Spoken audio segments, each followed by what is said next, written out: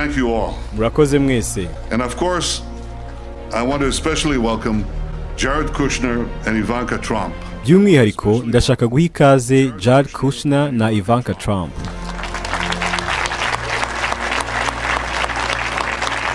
Your presence here today is a testament to the importance of this occasion, not only for the Trump administration, but in a very personal way for you. Kuba hano kwanyu ni igihamya gikomeye ku bw'iki gikorwa, atari gusa ku bw'ubuyobozi bwa Trump, ahubwo no ku bwanyu. For you, each of you, for the pursuit of peace, and for President Trump himself, thank you. Ku bwa buri wese muri mwe, ku bwo gushaka amahoro, no ku bwa Perezida Trump ubwe, murakoze.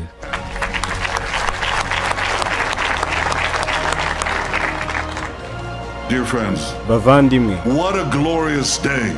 Remember this moment. Mbega umunsi udasanzwe, mujye mwibuka ibi bihe.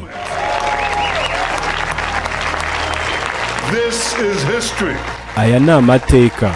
President Trump, by recognizing history, you have made history. Perezida Trump, kubwo kwemeranya n'amateka, wakoze amateka.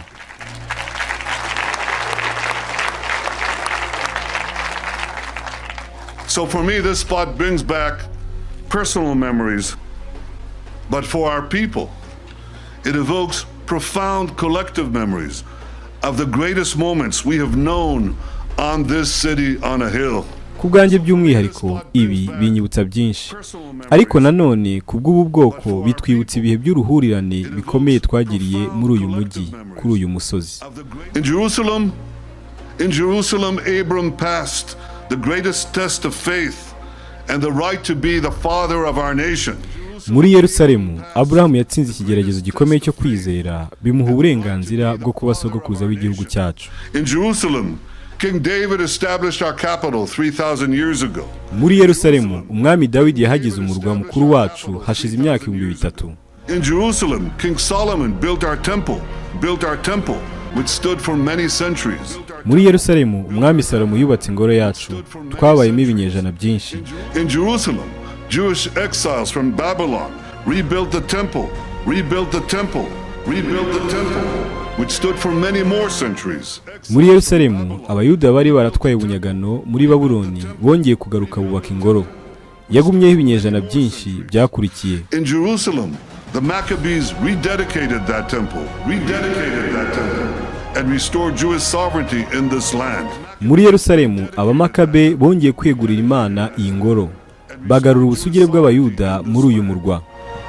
And it was here in Jerusalem, some 2,000 years later, that the soldiers of Israel spoke three immortal words: Hal Habayit Be'adenu. The Temple Mount is in our hands. The Temple Mount is in our hands. Ni hano muri Yerusalemu nyuma y'imyaka 2000 aho abasirikare ba Isirayeli bavuze amagambo atatu akomeye: Hal Habayit Be'adenu. Umusozi w'ingoro uri mu maboko yacu. Words that lifted the spirit of the entire nation. We are in Jerusalem and we are here to stay. Amagambo yasubijemo imbaraga igihugu cyose. Turi hano muri Yerusalemu kandi turi hano tutazahava. Uriya wavuze niwe ministre w'intebe wa Israeli wa none, yitwa Benjamin Netanyahu.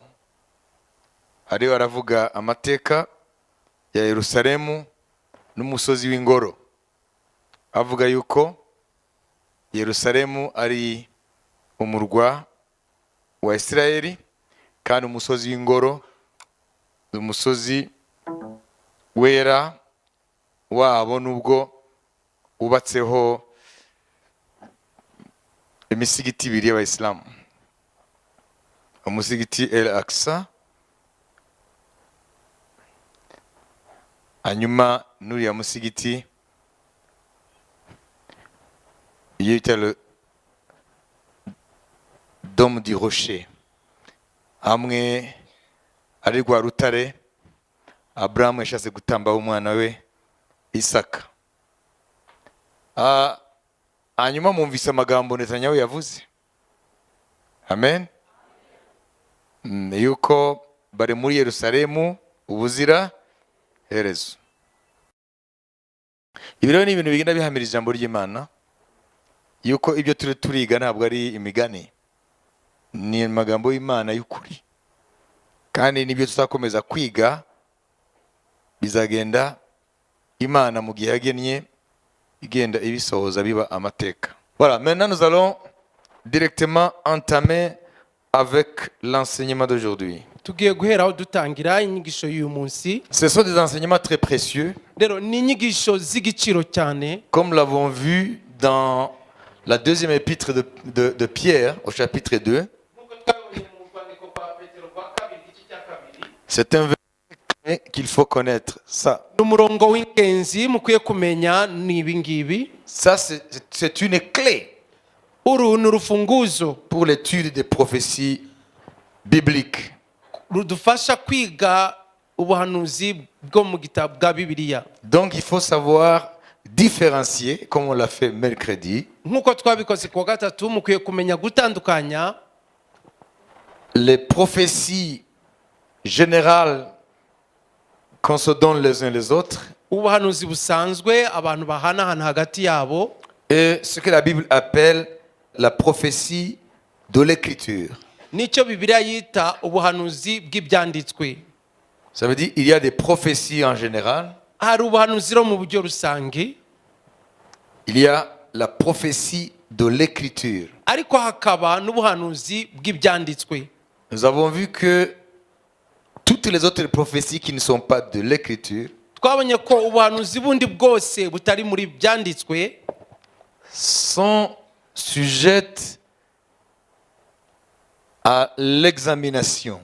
ko bwose bugomba gusuzumwa, Mais la prophétie de l'écriture, ariko ubwo mu byanditswe byera elle est fiable à 100%. bwo nubwo kwiringira ijana ku ijana. Il faut y croire tout simplement. Ukwiye kuba icyo usabwa no kubwizera gusa. Mais les prophéties que vous recevez de la part des hommes de Dieu ou d'autres chrétiens, Ariko buriya buhanuzi mwakira ku bakozi b'Imana banyuranye cyangwa abakristo bagenzi banyu, la Bible nous invite à les examiner. Bibiliya iduhamagarira kubusuzuma. Nous l'avons vu dans 1 Thessaloniciens 5, n'est-ce pas? Twarabibonye si ibyo mu Batesalonika ba mbere 1:5 Là au verset 20 et 21, ku murongo wa 20 na 21. ne méprisez pas les prophéties, ntimukazimye umwuka w'Imana kandi ntimugahinyure ibihanurwa. n'éteignez pas l'esprit, ne méprisez pas les prophéties, Ntimukazimye umwuka w'Imana kandi ntimugahinyure ibihanurwa, mais examinez toutes choses, ahubwo mugerageze byose retenez ce qui est bon. mugundire ibyiza. Amen. Ce sont Amen. ces prophéties Nubu buryo bw'ubwoko bw'ubuhanuzi que vous pouvez recevoir des uns et des autres. mushobora kwakira bamwe ku bandi. Dieu ne vous oblige pas à les avaler littéralement. Imana ntabwo ibategekera kubumira gutyo uko byakabaye, Il faut examiner. ariko ugomba kubusuzuma, Parce que l'homme peut prophétiser à partir de ses émotions. kubera ko umwana w'umuntu ashobora guhanura biturutse ku marangamutima ye. Et nous avons vu aussi qu'il y a des prophéties de manipulation. Kandi twanabonye ko hari n'ubuhanuzi umuntu akoresha kugira yifatira abantu. Ça veut dire pour te faire faire ce que celui de qui émane la prophétie veut. Kugira ngo bubashe gukoresha icyo wa undi buhanuzi yavuze ashaka ko umukorera. Mais Dieu ne dit pas qu'on ne peut pas prophétiser. Ariko Imana ntabwo irimo iravuga ko abantu badashobora guhanura, Mais il faut être prudent. ariko ni ukubyitondera Parce qu'il y a beaucoup de pièges. kuko habamo imitego myinshi. L'homme peut prophétiser Umuntu ashobora guhanura de son propre chef, ku giti cye, ou il peut prophétiser à partir des esprits malins. cyangwa agahanura biturutse ku myuka mibi. Donc Dieu dit qu'il faut examiner ce qu'il dit. Rero Imana iravuga ko mu gihe nk'iki ugomba kubisuzuma. Il faut examiner ces prophéties. Ubwo buhanuzi ukwiye kubusuzuma, Les amener devant Dieu. ukabuzana imbere y'Imana, Même les soumettre aux autorités spirituelles de l'Église. ndetse ukanabuzanira abakuyobora mu mwuka, abagushinzwe, Pour que tu puisses savoir si c'est Dieu qui a parlé, c'est l'homme qui a parlé, ou c'est le diable. kugira ngo bigushoboze kumenya ko ari Imana yavuze cyangwa ari umwana w'umuntu ku giti cye cyangwa ari satani. Mais la prophétie de ce livre, Ariko ubuhanuzi bwo muri iki gitabo la prophétie biblique, aribwo buhanuzi bw'ibyanditswe, Dieu ne nous invite pas à les examiner. Imana ntabwo iduhamagarira kubusuzuma, Parce que c'est une parole qui a été éprouvée cette fois. kuko ni ijambo ryageragejwe inshuro zirindwi. Le chiffre 7, c'est le chiffre de Dieu qui veut dire la perfection Umubare karindwi ni umubare w'Imana uvuga gutungana ou la plénitude. cyangwa kuzura. Ça veut dire que c'est une parole fiable à 100%. Nuvuga ngo ni ijambo ryo kwiringira ijana ku ijana. C'est ce que Pierre dit. Nibyo Petero avuga hano. Ces prophéties Ubu buhanuzi bwo mu buryo qui sont dans la Bible, bwo muri Bibiliya, Pierre dit, Petero avuga ngo, sachant tout d'abord au verset 20, vous-même qu'aucune prophétie de l'Écriture ne peut être un objet d'interprétation particulière. ariko mubanze kumenya yuko ari nta buhanuzi bwo mu byanditswe bubasha gusobanurwa uko umuntu wese yishakiye. Voilà pourquoi les gens tordent les paroles du Seigneur, parce qu'ils veulent entrer dans l'interprétation des prophéties de la Bible niyo mpamvu abantu bagoreka amagambo y'umwami kuko bashaka kwinjira mu buhanuzi bwa Bibiliya, alors qu'ils n'ont pas été mandatés par le Seigneur. kandi batarabihamagariwe n'umwami. Il ne suffit pas d'être un évangéliste pour aller attaquer les prophéties bibliques. Ntabwo bigusaba kuba uri umuvugabutumwa gusa kugira ngo ujye kwinjira muri ibi bijyanye n'ubuhanuzi bwa Bibiliya. Il faut rester dans la simplicité de l'évangile. Ukwiye kuguma mu byoroheje byo kwamamaza ubutumwa bwiza. Mais il ne faut pas aller faire impression que tu maîtrises toute la Bible. Ariko ntabwo ukwiye kugenda wishyira hejuru ko uzi ibiri muri Bibiliya byose. C'est Dieu qui choisit Imana nitoranya dans les ministères mu bakozi bayo qui donnait cette autorité ninde yiha ubwo butware de pouvoir aborder les prophéties bibliques dans l'esprit de Dieu. bwo kubasha gutanga cyangwa kugeza ku bantu ubuhanuzi bwa Bibiliya mu mwuka wayo cyangwa mu mwuka w'Imana. Parce que l'esprit les forme à l'approche biblique des prophéties. Kubera ko umwuka w'Imana arabatoza akabigisha mu kuntu bagomba kwitwara cyangwa gutanga ubuhanuzi. Avoir l'intelligence Bakagira ubwo bwenge de la parole prophétique de l'écriture. bw'iri jambo ry'ubuhanuzi bw'ibyanditswe. Parce que si tu interprètes une des multitudes de prophéties de l'écriture sans que le Saint-Esprit t'y conduise, kuko nusobanura bumwe muri ubuhanuzi bw'ibyanditswe umwuka wera atabikuyoboyemo, tu seras rattrapé par un autre passage prophétique de la Bible qui va te montrer que tu t'es complètement planté. uzaza gufatwa n'irindi jambo ry'ubuhanuzi bwo mu byanditswe rizaza kukwereka nyuma ko wibeshye. Parce que Dieu a construit son message prophétique Kubera ko Imana yubatse iri jambo ry'ubuhanuzi bw'ibyanditswe comme un savant architecte, nk'umuhanga mu by'ubwubatsi, comme les différentes briques d'une structure. nk'amatafari anyuranye y'inyubako imwe, Et chaque brique a sa place. kandi buri tafari rigira umwanya waryo. Si on considère que chaque prophétie, c'est comme une brique Niba dufashe dans ko l'édifice. buri buhanuzi ni tafari muri iyo nyubako, Alors si tu vas placer une brique dans la place d'une autre, noneho nujya gufata itafari rimwe ukarishyira mu mwanya w'irindi, ça ne va pas aller. ntabwo bizacamo. C'est comme ce qu'on appelle en anglais puzzle. Ni nk'ibyo tuvuga mu cyongereza Puzzle. ya mikino ijyanye no Il guterateranya y a plusieurs pièces. ibice bitandukanye wabishyira hamwe bikabyara ikintu kimwe. Alors, pour que tu parviennes à retrouver la forme globale, ça te prend du temps. Rero kugira ngo ugere Il ahantu faut de l'exercice. ufata ukagira ishusho rusangi bigufata umwanya no kwitoza. Si tu places cette pièce ici à la place d'une autre, ça ne va pas. Nufata aka gace ukakegeranya n'aka ugasanga ntabwo bihuye. C'est comme ça la prophétie. Uko rero niko ubuhanuzi bwo mu byanditswe bumeze. Elle ne doit pas être interprétée Ntabwo bukwiye gusobanurwa selon l'homme.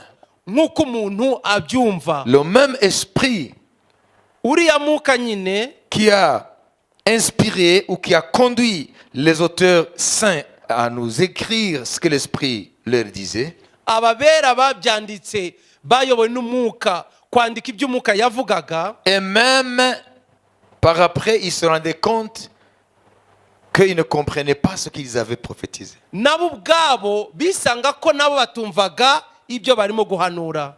Ils se sont mis aussi à l'étude de ce qu'ils avaient prophétisé. Nabo ubwabo batangiye kwiga ibyo batangiye guhanura. Ça veut dire que ce n'est pas eux qui avaient donné ces prophéties. nuvuga ngo ntabwo ari bo bwite batanze ubwo buhanuzi, C'est l'Esprit de Dieu en eux et à travers eux. ahubwo n'umwuka w'Imana muri bo kandi binyuze muri bo. Donc les prophéties bibliques, Rero ubuhanuzi bw'ibyanditswe il faut faire très attention umuntu akwiye kwitonda pour ne pas aller à l'encontre du plan de Dieu. kugira ngo ntunyuranye n'umugambi w'Imana, Parce que les prophéties révèlent le plan de Dieu. kuko ubuhanuzi buhishura umugambi Ce w'Imana. que Dieu a de tout temps iby'Imana igihe cyose dans son cœur, mu mutima wayo ibihe byose a planifié pour accomplir dans le temps et dans l'espace. yagambiriye gukora mu gihe n'ahantu hose. Donc tu peux prendre des choses et les mettre là où elles ne devraient pas être. Rero biragushobokera ko wafata ikintu ukagishyira aho kitakagombye kuba. Tu vas prendre les choses qui se sont passées, qui sont maintenant dans l'histoire, ugafata ibintu byamaze gukoreka mu mateka et tu vas les enseigner comme s'il faut les attendre, noneho ukabyigisha nk'aho abantu bakwiye kubyitega alors que c'est déjà accompli. kandi ibyo byaramaze gusohora. Ou tu vas prendre les choses non accomplies cyangwa ugafata ibitarasohora comme les choses déjà accomplies. nk'ibintu byamaze gusohora, Et ça devient de la pagaille. noneho bikaba uruvange. Donc il faut avoir l'Esprit de Dieu, Rero ukwiye kugira umwuka w'Imana, avoir été au pied de l'Esprit de Dieu, ukaba warabaye ku birenge by'umwuka w'Imana, qui est le véritable auteur de la Bible. ari we mwanditsi w'ukuri wa Bibiliya. Ce n'est ni Pierre, ni Jean, ni Paul, nta nubwo ari Petero cyangwa Pawulo cyangwa ou Yohana les autres auteurs de la Bible cyangwa abandi banditse Bibiliya, qui sont véritablement les vrais auteurs. ntabwo ari bo banditsi b'ukuri, C'est l'Esprit Saint. ahubwo ni umwuka wera, C'est lui l'auteur de la Bible. niwe mwanditsi wa Bibiliya.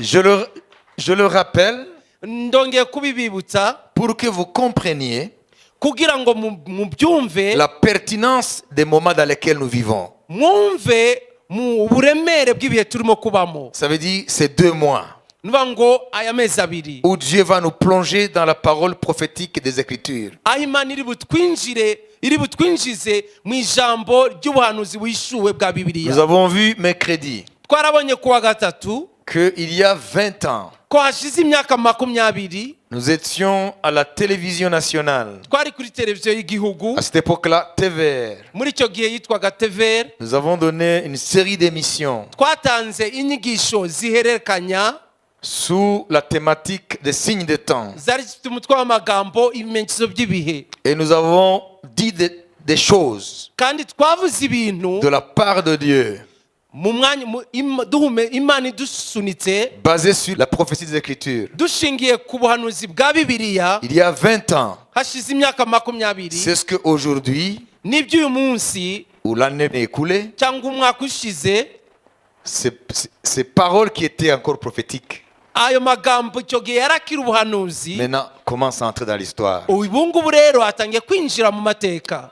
Parce que la première puissance mondiale, kuko kiriya gihugu cya mbere cy'igihangange ku les États-Unis isi, d'Amérique, ayo leta zunze ubumwe za Amerika, ont reconnu Jérusalem comme capitale juive bwemeye ku mugaragaro Yerusalemu nk'umurwa mukuru wa Isirayeli, et ils sont allés loin en transférant leur capitale de Tel Aviv à Jérusalem. ndetse bagera kure cyane mu kwimura ambasade yabo bayivana ahitwa Tel Aviv bayimurira i Yerusalemu. C'est ce que Netanyahou vient de dire. nibyo uriya Netanyahu arangije kuvuga. Nous avons vu twabonye nanone les travaux ibikorwa cyangwa imirimo de l'une des plus grandes organisations religieuses d'Israël.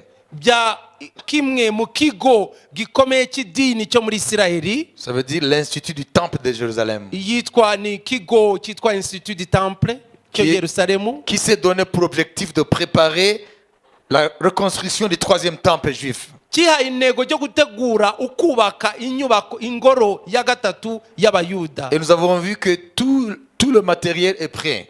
Kandi twabonye ko ibikoresho byose bamaze kubitegura. Tout est prêt. Byose birateguye. Et le temple sera construit en un laps de temps parce qu'ils ont déjà du matériel en forme de préfabriqué. Iriya ngoro izubakwa mu kanya gato kuko ibikoresho byose biteguwe biraho Et birategereje. les ustensiles Kandi na bya bikoresho byo mu ngoro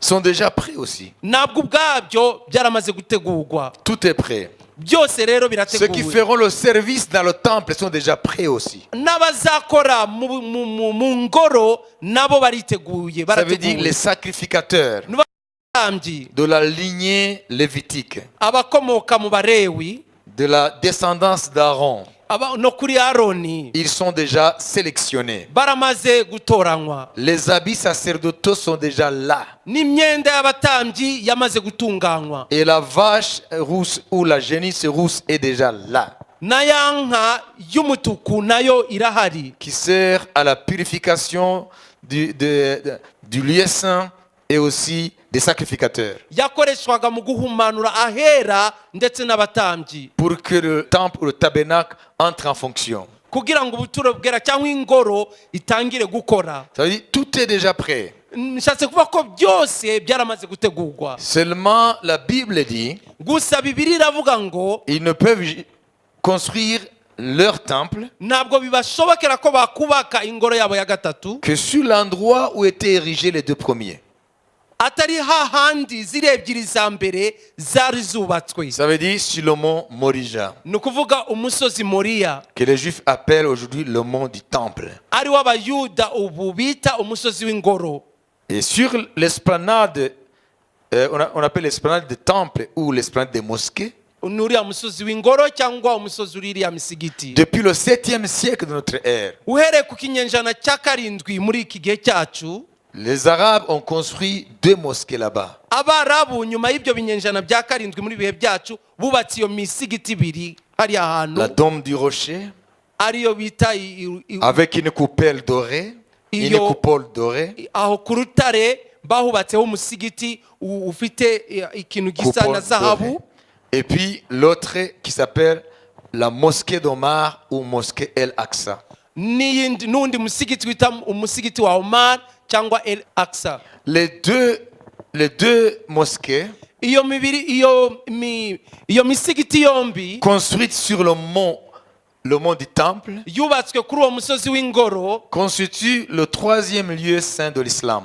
niho hagize ahantu ha gatatu hera h'abayisilamu. Le premier lieu saint d'islam, c'est la Mecque où le prophète de l'islam, Mahomet, est né. Ahantu hambere hera ku bayisilamu ni Imaka aho Muhammadi yavukiye. Et le deuxième lieu saint, c'est Médine, Ahantu ha kabiri ni Madina, le lieu où a été la base de son ministère, mais aussi c'est là où il est enterré. niho habaye icyicaro cy'umurimo we ariko nanone niho yahambwe. Voilà, et le 3e lieu saint, c'est là où se trouvent les 2 mosquées. Aha gatatu rero ni hariya haririya misigiti ibiri. Je vais vous signaler une chose très importante. Reka mbabwire ikintu kimwe cy'ingenzi. Lorsque l'armée israélienne, Igihe ingabo za Isirayeli en 1967, muri 67 dirigée par le général Moshe Dayan, bayobowe na General Moshe Dayan, et qui a pris le mont du temple akaba ari we yigaruriye uriya musozi w'ingoro avec la vieille ville, na Jérusalem. Yerusalemu ya kera, il a dit les paroles que Netanyahu vient de nous rappeler. yavuze amagambo Netanyahu arangije kudusubiriramo. Lorsqu'ils ont pris la vieille ville de Jérusalem Bamaze kwigarurira Yerusalemu ya kera et qu'ils sont arrivés sur le mont du temple, bakageza ibirenge byawo ku musozi w'ingoro, Moshe Dayan a dit ces paroles avec ses troupes. uyu Moshe Dayan yavuze aya magambo n'ingabo yari ayoboye. Il a dit, nous sommes arrivés dans le Saint des Saints Yaravuze ngo twageze ahera hahera et nous ne le quitterons jamais. kandi ntabwo tuzigera tuhavana ibirenge. Comprenez? Murabyumva? C'est ce qu'ils ont dit. Nibyo bavuze, Mais avec un accord avec le monde arabo-musulman, ariko babyumvikanyeho n'abarabu Ils ont signé un traité bagize isezerano que même s'ils prennent la vieille ville de Jérusalem, ngo nubwo bigaruriye Yerusalemu ya kera, parce qu'il y a la Jérusalem que Jésus n'a pas laissée, kuko hari Yerusalemu atariyo Yesu yasize, qu'on appelle la Jérusalem Ouest, ariyo y'iburengerazuba, qui a été construite par les Juifs venus des nations, yo yubatswe n'abayuda venus de la diaspora. baturuka mu mahanga yose aho bari baratataniye. C'est une ville moderne comme les villes occidentales. Ni umujyi ugezweho nk'imijyi y'i Burayi, Mais à côté, il y a la vieille ville de Jérusalem ariko ubangikanye ku ruhande na Yerusalemu ya kera, que Jésus a laissée, ariyo Yesu que yasize, David avait construite. ariyo Dawidi yubatse. Alors, lorsque Moshe Dayan, Igihe rero uyu Moshe Dayan en 1967, muri 1967 a pris la vieille ville yigarurira Yerusalemu ya kera, et est arrivé sur le mont du Temple, akagera ku musozi w'ingoro, il a dit, nous sommes arrivés dans le lieu, dans le Saint des Saints, yaravuze ngo twageze ahera hahera et nous ne le quitterons jamais. kandi ntabwo tuzigera tuhava ukundi.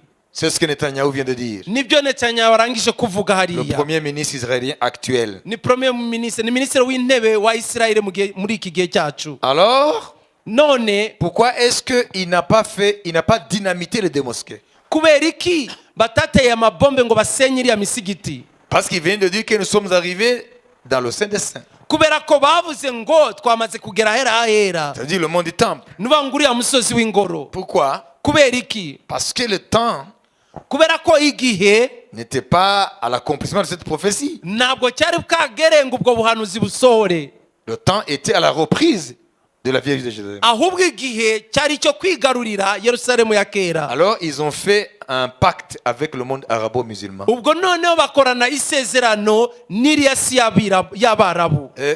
Quel était le contenu de ce pacte? Iryo sezerano ryari rikubiwemo iki? Le contenu, Ibyari bikubiye muri iryo sezerano, donc ce traité, iryo sezerano ry'amahoro, c'est que vous prenez la vieille ville, nuko mwigarurira cyangwa mufate, même si vous avez repris la vieille ville, nubwo mwigaruriye Yerusalemu ya kera, mais laissez-nous l'esplanade des mosquées sous notre autorité. ariko murekere uriya musozi w'ingoro ugume munsi y'ubutware bwacu. Et à partir de 1967, Uherero 1967, les années qui ont suivi, imyaka yaje gukurikiraho, ils ont fait ce traité, bakoze ayo masezerano, ils ont signé barayashyiraho umukono avec l'armée israélienne hamwe hagati y'ingabo za Isirayeli, ou avec Israël, nshatse kuvuga Isirayeli, et ils ont donné le mont du Temple à la Jordanie, none begurira uriya musozi w'ingoro Yorodaniya, qui le gère pour le compte de l'islam. nuvuga ngo igihugu cya Yorodaniya nicyo kiyobora mu cyimbo cya Isilamu. Même aujourd'hui. Ndetse n'uyu munsi Et ils ont dit, les Juifs baravuga ngo abayuda sont interdits d'aller prier. ntibemerewe kujya kuhasengera. Et Israël a signé. Hanyuma Isirayeli ibishyiraho umukono. C'est illogique, non? Ntabwo byumvikana, sibyo? N'est-ce pas? Sibyo? Est-ce qu'il y a une certaine logique? Mumva harimo kumvikana kw'ibyo bintu. Hein? Après presque 2000 ans de diaspora, Nyuma y'imyaka isaga ibihumbi bibiri baratataniye mu mahanga, ils reviennent. baragarutse, Ils reprennent la vieille ville bigarurira Yerusalemu ya kera avec le mont du Temple. n'uriya musozi w'ingoro, Et ils cèdent le mont du Temple aux Arabes, à none l'islam, noneho begurira uriya musozi w'ingoro abarabu cyangwa ariyo Islam, et ils signent que le juif n'y a pas accès. noneho bashyiraho umukono ko nta muyuda uhafite uburenganzira. C'est Israël qui contrôle. Ni Isirayeli, hari mu maboko ya Isirayeli, Mais le mont du Temple est géré par la Jordanie. ariko uriya musozi w'ingoro wo ugengwa n'igihugu cya Yorodaniya. Donc c'est une nation arabe musulmane. nuvuga ngo ni igihugu cy'abarabu kandi cy'abayisilamu. Donc il n'y a pas de logique là-dedans. Muri ibyo rero nta kintu cyumvikana kirimo, Parce que kubera ko lorsque Dieu, igihe Imana, le temps igihe cy'Imana, d'agir pour que la prophétie entre dans l'histoire, igihe cy'Imana cyo gukora kugira ngo ubwo buhanuzi bwinjire mu mateka, lorsque le temps n'est pas encore arrivé, igihe icyo gihe rero kiba kitaragera, l'homme peut agir d'une façon inouïe. umuntu abasha gukora mu buryo udashobora kuba wasobanukirwa ibyo akoze, Parce qu'on ne comprend pas kubera ko ntabwo uba ubyumva. comment ils reprennent Jérusalem Ni gute yakwigarurira Yerusalemu et le mont du temple. na wa musozi w'ingoro, Et puis dire à tout juif noneho agahita abwira buri muyuda wese qui n'a pas accès à ce mont du temple. ko nta burenganzira afite bwo gukandagira kuri uriya musozi w'ingoro. Souvenez-vous, Mwongere mwibuke, je vous ai dit que nababwiye ko Jérusalem, c'est le cœur d'Israël Yerusalemu niwo mutima wa Isirayeli et le temple, c'est le cœur de Jérusalem. kandi ingoro niwo mutima wa Yerusalemu. Ils ont Jérusalem, Noneho bafite mu maboko yabo Yerusalemu, mais ils n'ont pas le temple. ntabwo bafite ingoro. Ça veut dire Moshe Dayan, Nuvuga ngo uwo Moshe Dayan, le général israélien, uriya mujenerali wa Isirayeli w'ingabo za Isirayeli, qui a combattu pour récupérer Jérusalem. we yarwanye kugira ngo yigarurire Yerusalemu. Lui, il est allé jusqu'à la limite imposée par la prophétie. We yageze ku rubibe cyangwa ku mbago aho ubuhanuzi bukwiye butegetse. Il ne pouvait pas aller au-delà. Ntabwo yari kugeza hirya y'aho butegetse. Mais depuis 67 Ariko uhereye muri 67 jusqu'en 1987, kugeza muri 87, combien d'années? ni imyaka ingahe? 20? 20. 2 décennies. Ni imyaka 20. C'est là où ils commencent maintenant à penser à la reconstruction de leur troisième temple. Nibwo noneho batangiye gutekereza kongera kubaka ingoro yabo ya gatatu. Pourquoi maintenant? Kubera ki none? Au début, Mu ntangiriro cette affaire n'emballait pas tous les juifs. ibyo abayuda ntabwo bose bari babyitayeho. Mais aujourd'hui, Ariko uyu munsi on dit que 2/3 des juifs, havugwa ko 2/3 by'abayuda, ils sont favorables à la reconstruction du troisième temple. 2/3 by'abayuda bemera ko bashaka ko iyo ngoro ya gatatu yubakwa. Il n'y a que 10 ans que les juifs commencent tous à aspirer à ce troisième temple. Ubu rero hashize imyaka 20 Que l'élan devient national. ariho hahagurutse uwo muvuduko cyangwa icyo cyifuzo mu bayuda benshi yo kubaka iyo ngoro ya gatatu. Parce que tous les juifs qui sont rentrés, Kuko abayuda bose bamaze gutahuka, tous ne sont pas pratiquants du judaïsme. bose ntabwo bari mu idini ry'ikiyuda. Ils sont juifs de par le sang, N'abayuda koko kubw'amaraso, mais tous n'ont pas la foi de leur père. ariko bose ntabwo bari mu kwizera kwa basogokuru babo. Il y a parmi eux des athées. Muri bo hari abatizera. Vous comprenez? Murabyumva? Mais maintenant, on va à l'engouement de la reconstruction du troisième temple. Ariko uyu munsi hari ishaka n'inyota ryo kubaka ingoro ya gatatu. Pour les uns, Kuri bamwe c'est une passion d'ordre identitaire. ni ishaka cyangwa ni inyota ijyanye n'icyo bari cyo. Ça veut dire le nationalisme, Nuvuga ngo n'icyo bari cyo cyangwa qui n'a rien à voir avec le spirituel. ntaho bihuriye n'iby'umwuka. Mais pour les autres, Ariko ku bandi c'est pour des raisons religieuses. ni kubw'impamvu y'idini. Mais la combinaison de ces deux facteurs Urufatanye rw'ibyo bibiri rero fait que la reconstruction du troisième temple bituma ko kubaka iyo ngoro ya gatatu devient bihinduka un impératif national. biba ariko ari ikintu cy'ingenzi ku gihugu. Alors explique un peu là. Rero icyo dusobanura icyo yavuze ni iki ngiki. Yavuze uhereye igihe Yerusalemu ya kera yafatwaga hatambutse imyaka 20. Icyo gihe kira kigo cyari gishinzwe kubaka ingoro ya gatatu niho cyavukaga, ariko icyo gihe abantu ntabwo bari bakiri benshi bitwararitse ko ingoro ya gatatu yakubakwa.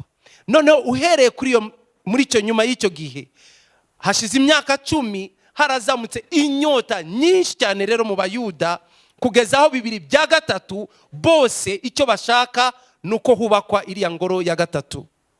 Yavuze impamvu ebyiri. Kuri bamwe ni nk'ishaka ry'igihugu cy'icyo baricyo kuko ari abanyisirayeli, ku bandi ni kubw'impamvu y'idini cyangwa imyizerere yabo. Voilà.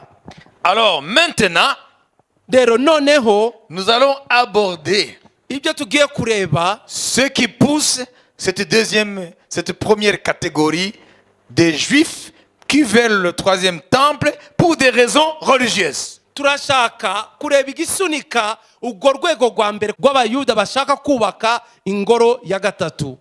Quelles sont les raisons qui les poussent? Impamvu zibasunika kuri icyo gitekerezo ni ikihe? D'abord, icya mbere, les racines juives sont inséparables avec l'histoire du culte.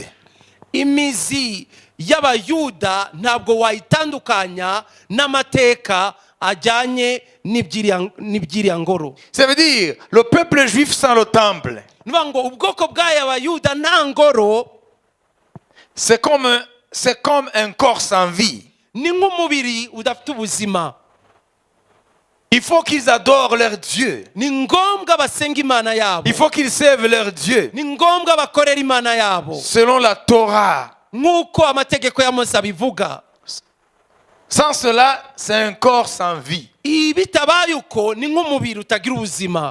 Donc, le troisième temple Nuvuga ngo ingoro ya gatatu rero sera rebâti izubakwa parce que la Bible le dit. kubera ko Bibiliya ibivuga. Et ce groupe religieux, Kandi iryo tinda ry'idini ils le savent très bien. bo barabizi neza. Et ce n'est pas seulement un souhait. Ntabwo ari icyifuzo gusa, C'est parce que c'est écrit dans leur Torah ariko nuko byanditswe mu bitabo byabo bya Mose que y'abantu Dieu leur accordera la possibilité de reconstruire le troisième temple. ko Imana izabaho uburyo bwo kongera kubaka ingoro yabo ya gatatu. Ça, c'est la première raison. Iyo niyo mpamvu ya mbere. Comprenez? Murabyumva? Parce que sans le temple, le juif, le vrai juif, il est comme un corps sans vie. Kubera ko nta ngoro umuyuda w'ukuri ameze nk'umubiri udafite ubuzima. Deuxièmement, Impamvu ya kabiri, la reconstruction du troisième temple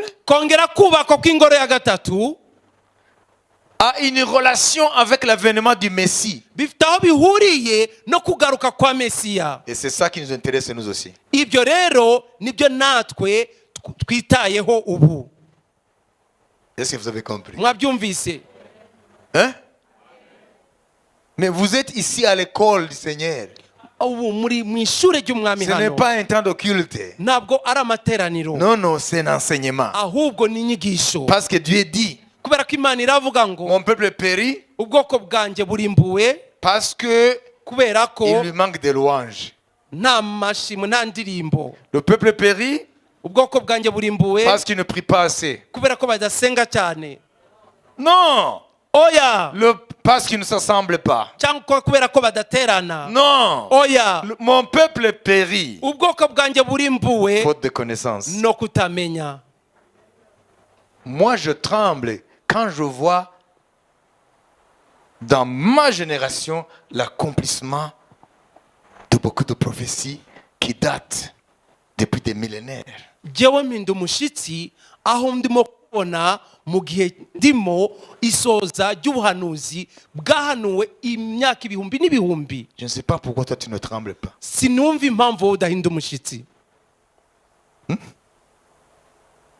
Qui peut prédire des choses des millénaires à l'avance? Ninde wavuga ibintu ibihumbi n'ibihumbi mbere? Satan ne peut pas Satani ntabwo yabikora. prédire des milliers d'années, Kumekanisha ibintu ibihumbi n'ibihumbi mbere. des prophéties pointues, Ubuhanuzi buri ku murongo budashobora gushidikanywaho. very accurate. Ubuhanuzi buhamye Hein? Si ce n'est Dieu, atari Imana personne d'autre. nta wundi wabikora. Voyez, aujourd'hui, les gens ont un christianisme de tralala. Murabizi ubu abakristo bafite ubukristo bwo kugendagenda baririmba gusa, Tralala. kwibyinira gusa. Le temps arrive maintenant Ariko igihe kirasohoye none, à ce que nos maisons, ça veut dire le temps dans lequel nous vivons, igihe turimo nous devons transformer nos maisons l'école de Béret. dukwiye guhindura amazu yacu ishure ari ishure ry'iberoyi. Ça veut dire revoir ce que nous avons appris. Nubakongera gusubiramo ibyo twize, Une étude biblique familiale. ukwiga Bibiliya mu muryango, Partager la parole de Dieu en mangeant à table. ugasangira n'abandi ijambo ry'Imana muri ku meza. Est-ce que vous comprenez? Murabyumva? Hein? Quel que soit le nombre Uko mwamungana umubare de la maisonnée, mu rugo, il faut avoir un temps de partager la parole de Dieu. mukugiye kugira umwanya wo gusangira ijambo ry'Imana, Il faut vous rappeler mukongera kwibukiranya l'actualité. ibya biriho biraba, Parce que la bouche parle de l'abondance du cœur. kubera akanwa kavuga ibyuzuye umutima. Si vous ne débattez pas de la Bible à la maison, Nimutavuga kuri Bibiliya mu rugo, ça veut dire dans vos cœurs, ce n'est pas la parole qui habite. nuba ngo mu mitima yanyu ntabwo ari ijambo ririmo, Ce sont les soucis de la vie. ahubwo n'imyitarariko Vous y'ubuzima. vous réunissez pour parler de factures d'électricité et d'eau. Muhura kugira ngo muvuge za fagitire z'amashanyarazi n'amazi, Hein? Les frais scolaires des enfants. cyangwa amafaranga y'ishure y'abana Et votre petit projet. n'indi mishinga yanyu. Non, ce n'est pas mal. Ntabwo ari bibi, Mais connaissant le temps dans lequel nous vivons, ariko mu kumenya ibihe turimo nous devons remplir dukwiye kuzuza notre trésor intérieur ubutunzi bwacu bw'imbere de la parole révélée de Dieu, ijambo rihishuwe ry'Imana, qu'on appelle la lampe de l'esprit. ari ryo twita itabaza ry'umwuka. Partager la parole de Dieu. Ugasangira n'abandi ijambo ry'Imana. Il ne faut pas que tout le temps à la maison soit monopolisé par des partages des problèmes quotidiens. Ntabwo bikwiriye ko igihe cyose muba muri mu mago mukomeza kuvuga ibibazo bya buri munsi. Hein? Il faut avoir un temps pour débattre des problèmes quotidiens. Mukwiye kugira igihe cyo kuganira ku bibazo by'ubuzima, Les factures d'eau, d'électricité, je ne sais za pas quoi. fagitire z'amazi, amashanyarazi n'ibindi. Mais puisque les temps sont mauvais, Ariko kubera ko ibihe ari bibi mu spirituellement, buryo bwo mu mwuka, il faut avoir aussi le temps de partager mukwiye kugira n'igihe cyo kuganira sur ce qui s'accomplit ku biriho birakoreka, sous nos yeux. ku biriho birasohora mu maso yacu. Il faut voir la Bible Ukwiye kurongera ukitegereza muri et Bibiliya, regarder les événements ukabona ukareba ibiriho et biraba, partager ensemble. noneho ugasangira n'abandi, Parce que kubera ko plus le Seigneur nous donne sa parole, uko umwami aduha ijambo rye, plus l'ennemi redouble d'efforts pour nous enlever cette parole. niko umwanzi arushaho kugwiza imbaraga ngo atuvane muri iryo jambo. Comment est-ce que nous pouvons... Qu'est-ce que nous avons vu mercredi? Kuwa gatatu twabonye iki? Nous avons vu que la Bible appelle la parole prophétique de l'Écriture une lampe qui brille dans un lieu obscur. Twabonye ko ijambo ry'ubuhanuzi bwo mu byanditswe ari itabaza rimurika mu mwijima, C'est une lampe qui brille, ni itabaza rimurika, mais elle peut briller maintenant pendant ce bref moment de partage. ariko rishobora kumurika mwako kanya gato, Ce bref moment ici. uyu mwanya muto turi hano, Et quand vous rentrez chez vous, noneho mwataha mu mago yanyu, avant la prochaine rencontre, nyuma yuko tuzongera guhura, Satan est là pour éteindre cette lampe, Satani araho kugira ngo azime iryo tara, pour que notre vie kugira ngo ubuzima bwacu plaise au Seigneur, bushimishe umwami, pour que nous soyons prêts pour la rencontre du Seigneur. kugira ngo tube twiteguye kongera guhura n'umwami. Nous devons entretenir cette lampe. Tukwiye guhora duhongera amavuta muri iryo tara. Comment est-ce qu'on entretient la lampe? Ni gute itabaza bahora baryongeramo amavuta? Ce n'est pas le rôle de François. Ntabwo ari umurimo wa François. Non. Oya, Non. oya, C'est le rôle de tout un chacun. ni umurimo wa buri umwe wese. Dans vos maisons, Mu mago yanyu il faut entretenir la lampe prophétique mukwiye kongera guhora mwuzuza amavuta muri iryo tabaza en vous ry'ubuhanuzi, rappelant les uns les autres ce que vous avez appris. mwibukiranya bamwe n'abandi ibyo mwize. C'est comme ça qu'on entretient la lampe. Uko niko bongera amavuta muri iryo tabaza. La lampe s'entretient en y ajoutant d'huile. Itabaza rikomeza kwaka iyo bongeramo amavuta. Alors cela ne peut pas être possible Ibyo rero ntabwo byashoboka si la parole de Dieu n'a pas été ancrée en vous. iyo ijambo ry'imana ritashinze imizi muri wowe, il faut que la parole s'ancre dans votre vie. ni ngombwa ijambo ry'imana rishinga imizi muri wowe. L'ancrage de la parole prophétique iri jambo ry'ubuhanuzi iyo rishinze imizi dépend de l'état de ton cœur. biba bishingiye uko umutima wawe umeze. L'ancrage de la parole, de la prophétie de l'écriture dépend de l'état du cœur. uko ijambo ry'ubuhanuzi rishora imizi muri wowe bishingiye uko umutima wawe uhagaze. Parce que Dieu nous a dit dans Thessaloniciens, kubera ko imana yaratubwiye mu batesalonika ba kabiri, parce qu'ils n'ont pas eu l'amour de la vérité, kuko batigeze bagira urukundo rw'ukuri, Dieu leur enverra une puissance d'égarement imana izaboreza umwuka w'ubushukanyi pour qu'ils croient au mensonge du diable ngo bizere ibinyoma bya et satani qu'ils soient condamnés. noneho barimbuke. Si tu n'as pas l'amour de la vérité niba udafite urukundo rw'ukuri et que tu te trompes par des pensées trompeuses, none ugahora wishuka n'ibitekerezo bishukana, la parole de Dieu n'aura aucun effet dans ta vie. ijambo ry'imana ntabwo rizigera rigira umumaro muri wowe.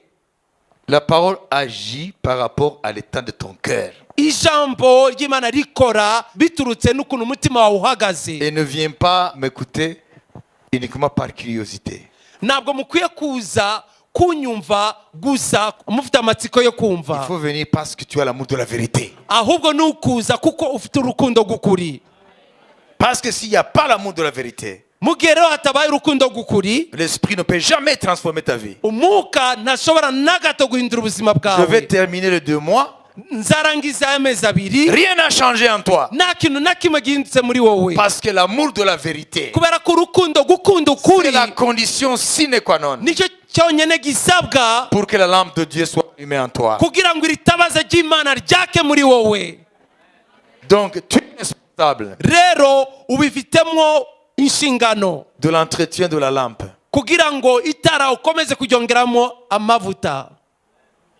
Il ne faut pas passer plus de 24 heures ntabwo ukwiye kumara amasaha 28 sans avoir parlé à quelqu'un de ce que tu es en train aujourd'hui d'entendre. utarageza ku muntu cyangwa utarabwira umuntu ibyo uyu munsi wa none urimo kumva. Que cela soit un principe. bibe ihame mu buzima bwawe. Que le jour ne se couche umunsi nturenge ou que tu n'ailles pas au lit cyangwa ngo ujye mu buriri sans avoir trouvé quelqu'un à qui partager cette parole. utarabona umuntu uri busangize iri jambo. Plus tu partages, uko urisangiza plus n'undi, l'esprit niko n'umwuka allume davantage cette lampe. akomeza gucana ririya tabaza muri wowe. La victoire intsinzi réside ishingiye non seulement dans notre capacité à stocker la parole, ntabwo ari mu mbaraga cyangwa mu bushobozi ufite bwo kubika ijambo, mais aussi à la communiquer. ariko nanone kuritanga ku bandi. Parce qu'ils ont vaincu le diable kubera ko baranesheje satani par le sang de l'agneau kubw'amaraso y'umwana et w'intama par la parole de leur témoignage. ndetse n'ijambo ryo guhamya kwabo. Si tu ne partages pas cette vérité que Dieu est en train de construire en toi, niba udasangiye n'abandi uku kuri imana iriho irubaka muri wowe, tu n'auras jamais la victoire. ntabwo uzigera ubona intsinzi, Et ta lampe ne va pas durer longtemps. kandi itabaza ryawe ntabwo rizatinda. Il faut chercher quelqu'un ukwiye gushakisha umuntu avec qui partager. wasangira ibyo uriho Et urakurikira. si tu le fais comme un devoir quotidien, nubikora nk'inshingano ya buri tu munsi vas te retrouver fortifié. uzisanga wakira imbaraga, Tu vas te retrouver transformé. uzisanga wahindutse. Alléluia. amen. Il dit ce que tu crois. vuga ibyo wizera. Paul dit, pawulo aravuga ngo nous parlons turavuga parce que nous avons cru. kuko twizeye. Et si tu as cru, niba wizeye rero tu dois parler. ugomba kuvuga. Alléluia. haleluya. Il faut partager. ukwiye gusangira n'abandi. Hein? Dieu nous connaît. imana iratuzi, Hein? Il nous connaît comment nous sommes faits. izi uko duteye. On ne peut pas ntabwo umuntu ashobora faire semblant d'être sauvé alors qu'on ne l'est pas. kwishushanya ko ukijijwe kandi udakijijwe. Tu seras rattrapé par la réalité. ukuri kuzagufata. Tu peux tromper les gens à l'église, même au travail, je ne sais pas. Et au travail, hein, c'est pas facile aussi. ushobora gushuka abantu ku rusengero cyangwa wenda ku kazi, ariko no ku kazi ntabwo byoroshe. Parce que après la maison, le lieu de vie c'est le travail. Kubera ko nyuma yo mu rugo ahandi hantu mara umwanya munini ni ku kazi. Si tu veux savoir que quelqu'un est sauvé, Niba ushaka kumenya umuntu neza ko akijijwe, va demander chez lui genda mu rugo iwe et au boulot. no ku kazi ahakora. Ils te diront, Bazakubwira ngo vous parlez de qui? De Pierre muro muravuga nde Petero ou de Madeleine? cyangwa Madelena. Mais celle qui vit ici. Ni- Celle qui vit ici. uba hano Ou celui qui travaille ici. cyangwa ukora hano. Lui, à ce que je sache, il n'est pas sauvé. Ibyo nzi kuri we ntabwo À moins akijijwe, qu'il est devenu chrétien cette nuit. keretse niba yabaye umukristu iri joro. Je vais le voir lorsqu'il viendra au travail. Ndibuze kumureba naza ku kazi. Vous voyez? Murabibona, On ne peut jamais ntabwo bishoboka tromper. ko ushuka. Quelqu'un a dit, Hari umuntu yavuze ngo il est facile biroroshe cyane de tromper gushuka tout le peuple abantu bose cyangwa ishanga ryose quelque temps. igihe gito, Mais on ne peut pas tromper tout le peuple tout le temps. ariko ntabwo washuka ishanga ryose ibihe byose. Ça veut dire que tu ne peux jamais faire semblant d'être sauvé que tu ne l'es pas. Ariko nuvuga ngo ntabwo ushobora gushushanya ko ukijijwe kandi udakijijwe. Et nos enfants sont là comme les thermomètres de notre salut. Kandi abana bacu barahari nk'igipimo cy'agakiza kacu, Ou comme le fil à plomb, cyangwa nk'igipimo le jauge. ikipimo cy'agakiza kacu. Parce que les enfants sont philosophes Kuko abana bato ni abanyabwenge, et psychologues. baratekereza bakiga ku muntu, Ils voient barareba bakitegereza si Jésus, toi, est une religion niba Yesu muri wari idini, ou si réellement Jésus est en toi. niba koko by'ukuri Yesu ari muri wowe. Vous savez, Murabizi, là où la Bible, voyez, la Bible dit que la parole du Seigneur habite à vous abondamment. murabona Bibiliya avuga ngo ijambo ry'Imana ribe muri mwe ari ryinshi, rigwiriye, Abondamment. rigwiriye, Pas dans la tête, ntabwo ari mu mutwe, mais en vous, dans le cœur. niba muri mwe mu mitima yanyu. Parce que si la parole habite abondamment en vous, Niba ngo niba ijambo ry'Imana riri muri mwe mu mitima yanyu rigwiriye, elle va protéger votre cœur. rizarinda imitima yanyu, Elle va protéger votre bouche. rizarinda akanwa kanyu, Parce qu'elle sera là comme un frein pour t'empêcher de pécher. kubera ko rizaba rihagaze nk'ikitangira ntucumure. Mais si la parole n'est pas abondante en toi, Ariko igihe ritagwiriye muri wowe, tu vas vivre une hypocrisie. uzabaho mu buryarya, Aucun changement notoire dans ta vie. nta mpinduka n'imwe izigera iba mu buzima Pas bwawe, d'authenticité. nta kuri kuzaba kuri muri wowe. Vous comprenez? Murabyumva? Donc, il faut valoriser ce moment. Rero mukwiye guha agaciro uyu mwanya. Ça, c'est un conseil gratuit que je vous donne. Iyi ni inama mbahereye ubuntu. Pourquoi est-ce que je ne file pas dans l'enseignement? Kubera ko ntihuta cyane mu kwigisha, C'est parce que la parole prophétique, elle est très délicate. ni ukubera ko iri jambo ry'ubuhanuzi ni ryo kwitondera. Parce qu'il y a beaucoup de briques. Harimo amatafari menshi, Et nous devons respecter le plan de construction du Saint-Esprit. kandi dukwiriye kubahiriza uko umwuka wera abyubaka.